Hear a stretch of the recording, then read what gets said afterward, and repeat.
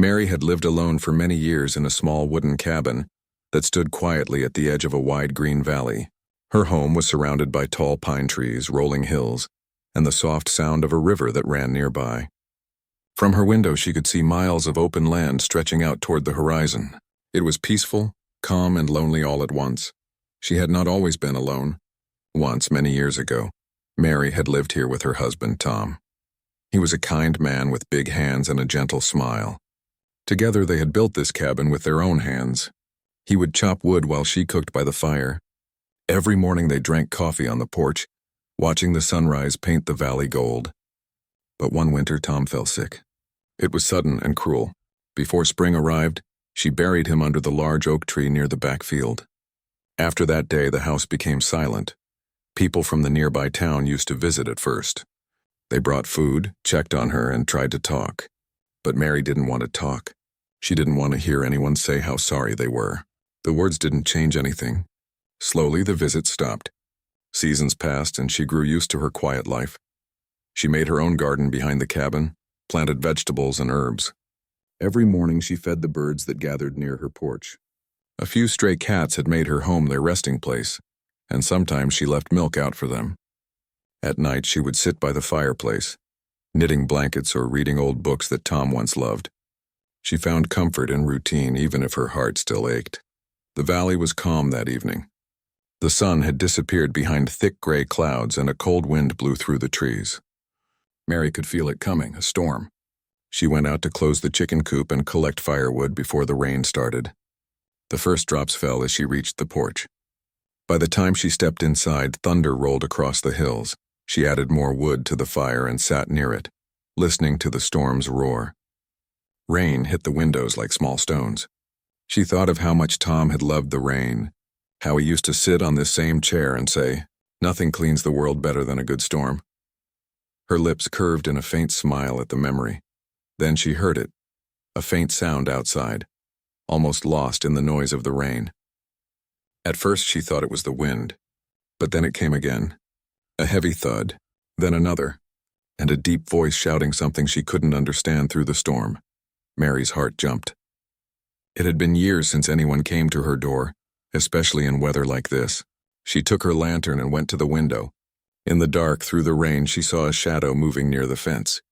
Then a louder knock on her door made her flinch. "Ma'am, please, I need help." The voice was deep, rough, and desperate. She froze for a moment, unsure what to do. Her mind raced. Out here, far from town, strangers rarely meant good news. But the voice came again, softer this time, almost breaking. "Please, my baby's freezing." That word, baby, made her body move before her mind could stop it. She lifted the latch and opened the door. Rain poured down in sheets. Standing there was a giant of a man, broad-shouldered, soaked from head to toe. His dark coat clung to him like a second skin. In his arms, wrapped in a wet blanket, was a small baby crying weakly. The man looked exhausted. His face was red from the cold, his hands shaking as he tried to shield the child from the rain. "Please," he said again, his voice trembling. "We've been walking for hours. My truck broke down on the main road and the storm flooded it. I tried to find shelter, but there's nothing out there. Please, can we stay for one night?" For a few seconds, Mary could only stare. She hadn't spoken to anyone in so long that words felt heavy in her mouth, but the sight of that small crying child broke something inside her. She nodded quickly. "Come in," she said softly. He stepped inside, dripping water onto the wooden floor. Mary shut the door and led him near the fireplace. The man knelt down, trying to warm the baby. "Thank you," he said. "Thank you so much." Mary fetched an old towel and handed it to him. "You need to get those wet clothes off before you catch a fever," she said gently. "And the baby, she needs dry clothes." The man nodded. His hands trembled as he unwrapped the blanket, revealing a tiny little girl, maybe 6 months old, with rosy cheeks and a full head of soft brown hair.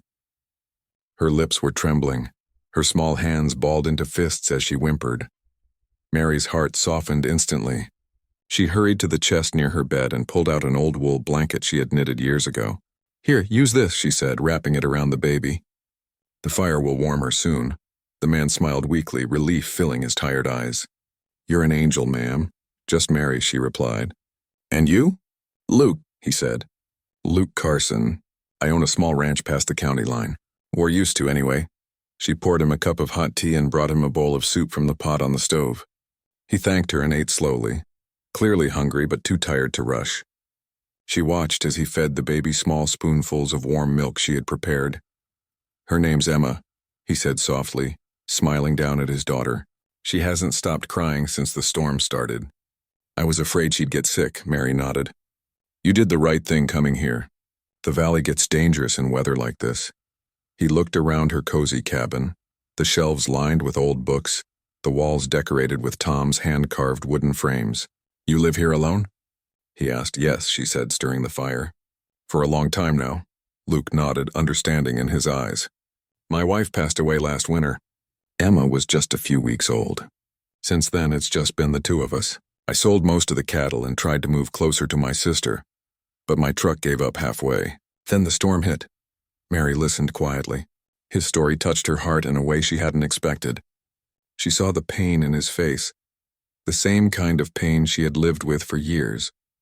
As the fire burned bright, warmth began to fill the cabin again. The baby finally stopped crying. Her tiny hands relaxed as she drifted to sleep in her father's arms. Mary smiled faintly, feeling something stir deep inside her chest, a warmth she hadn't felt in so long. She stood and said softly, "There's a spare bed in the next room. You can sleep there tonight. I'll keep the fire going." Luke looked up, surprised. "Are you sure? I don't want to trouble you more than I already have." "It's no trouble," she said kindly. "You look like you haven't slept in days." He nodded slowly. "Thank you, Mary, really." She helped him lay the baby on the small bed, covering her with another blanket. When he finally sat down, his eyes closed almost instantly. Within minutes, the cabin was silent again except for the crackling fire and the soft sound of rain.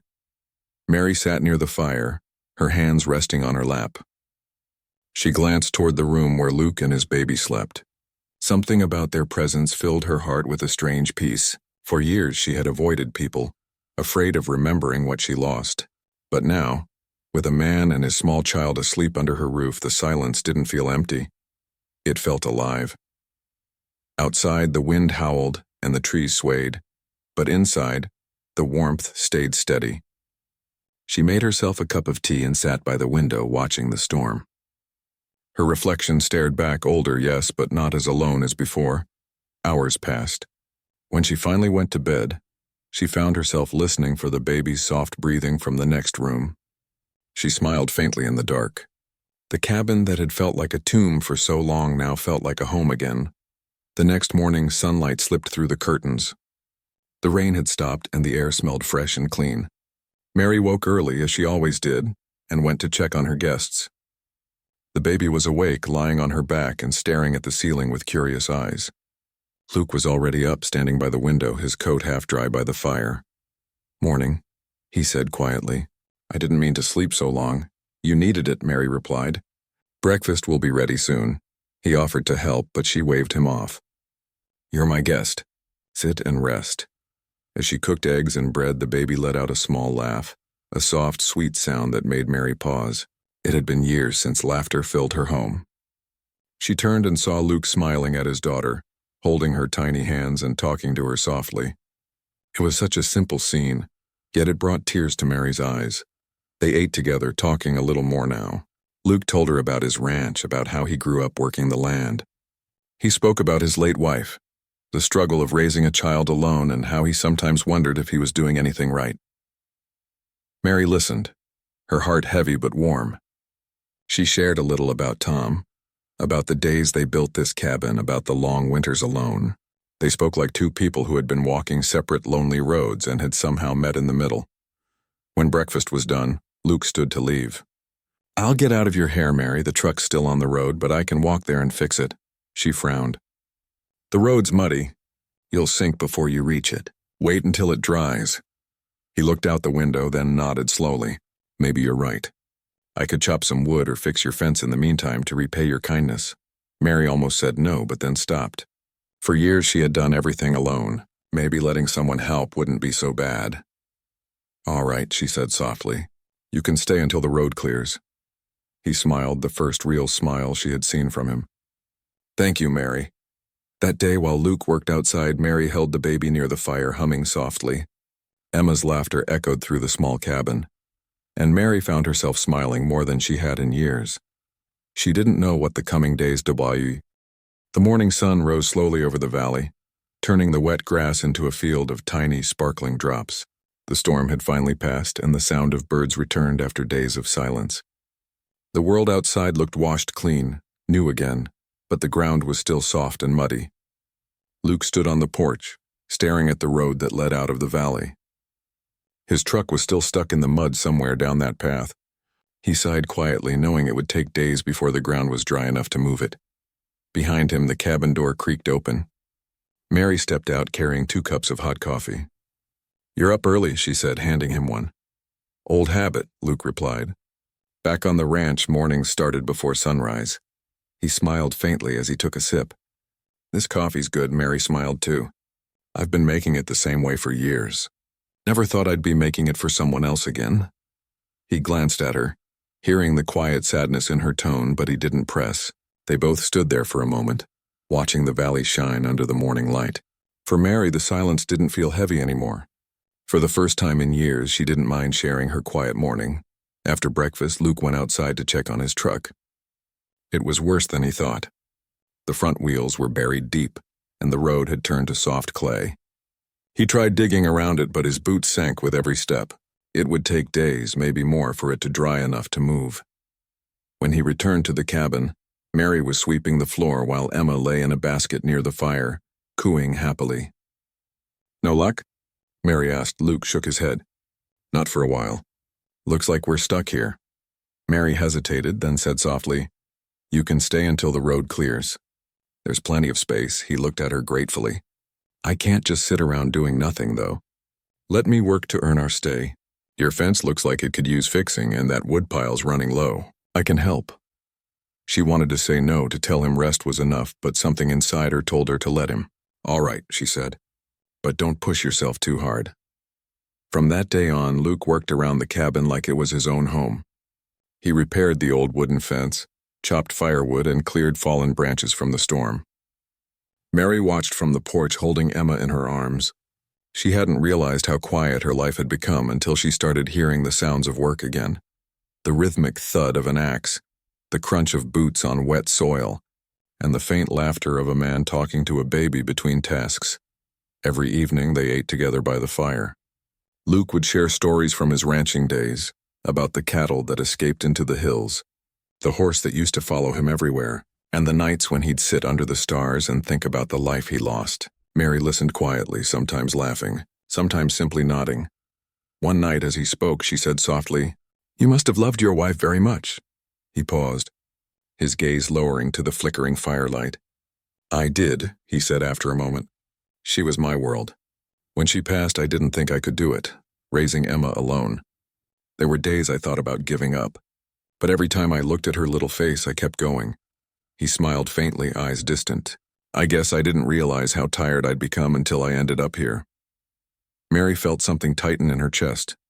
She knew that feeling, the emptiness that came from losing someone who once made the world bright. She stirred the fire and said softly, "Sometimes life doesn't end when someone's gone, it just slows down, waiting for a reason to move again." Their eyes met briefly, and something unspoken passed between them. Days turned into a week. Luke worked hard every day, even after the road began to dry. The cabin no longer looked lonely. The porch had fresh wood, the fence stood strong, and the once silent home now echoed with laughter and small moments of life. Mary spent more time with Emma, learning her little habits. She discovered that the baby liked soft humming and laughed whenever she saw the cat chasing its tail. One afternoon, when Luke came in from chopping wood, he found Mary sitting on the floor with Emma in her lap, making silly faces that made the baby giggle uncontrollably. Luke leaned against the doorway, smiling quietly. For the first time in a long time, his heart felt light. That evening, as the sky turned orange and pink, Luke climbed up to repair the roof where the storm had torn away a few shingles. Mary stood below, holding the ladder steady. "You don't need to do that today," she said. "You've already done enough. Can't rest until it's all fixed," he replied with a grin. "My father used to say, if you're staying somewhere, leave it better than you found it." She chuckled softly. "He sounds like a wise man." Stubborn, mostly, Luke said with a laugh. But as he stepped onto a loose board, his boot slipped. He lost his balance and fell from the low roof, landing hard on the ground. Mary gasped and rushed forward. "Luke!" he groaned, sitting up slowly. "I'm fine," he muttered, though his face twisted with pain. His ankle was already swelling. "You're not fine," Mary scolded, kneeling beside him. "You've twisted it badly. Come inside before it gets worse." She helped him inside, his arm over her shoulder. Despite his size, she was stronger than she looked. She made him sit by the fire while she fetched a bandage and a bowl of warm water. Carefully, she cleaned and wrapped his ankle. "You should rest for a few days," she said firmly. Luke chuckled. "You sound like my late wife. She used to say the same thing whenever I got hurt."